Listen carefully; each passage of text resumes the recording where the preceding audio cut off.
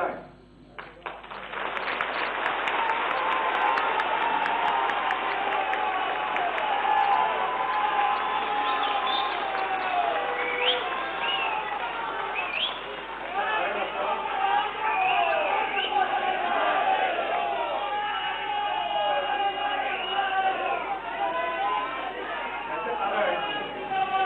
शेवटच्या क्षणापर्यंत मी थांबायचं काम केलं. याच्या पुढे चर्चा जसं दुरुळी म्हणाले की अजूनही शिवसेनेसोबत चर्चा चालू आहे. चालू द्या चर्चा,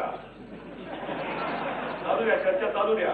तुमच्या सगळ्या रूढी परंपरा या लागू करा आणि एका बाजूने चर्चा चालू ठेवा. पण आता हे सगळं कोणावरती विश्वास राहिलेला नाही.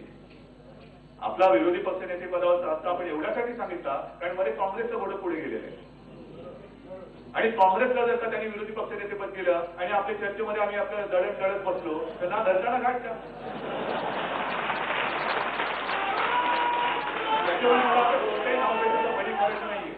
आम्ही विरोधी पक्षनेते पदावरती आता सांगितलंय तो विरोधी पक्षनेता आमचा होणार.